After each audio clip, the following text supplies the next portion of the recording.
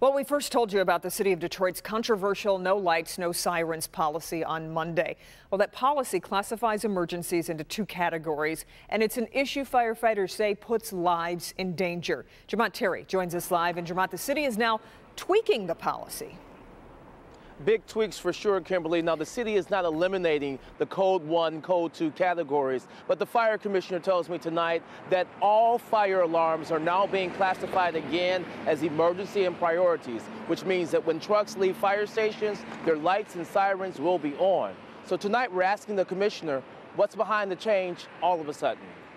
They really need to rethink this. When Sandra Bailey's house caught fire last week, it was classified as Code 2 and ended up like this. Fire Commissioner Eric Jones tells me now there was a mistake made, absolutely. And now Commissioner Jones announcing significant changes to the controversial no lights, no sirens policy DFD implemented. Since August, DFD trucks would only use lights and sirens when they knew there was immediate danger. All other calls were Code 2, and firefighters did not rush to the scene. Is this a backpedal?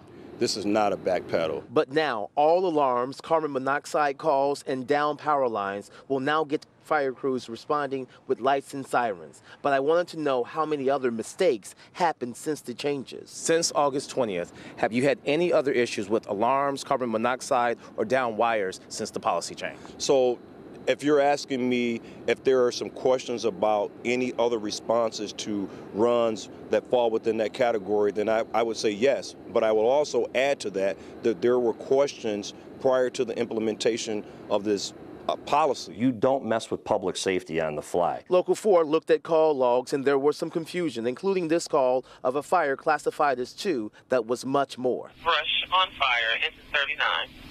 39, zero. It was a person. The fire union president says DFD needs to go back to the way things were. This is a bad system that should have never been implemented.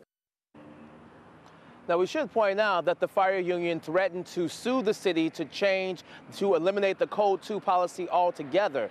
Commissioner Jones points out that these changes tonight have nothing to do with the threat of litigation.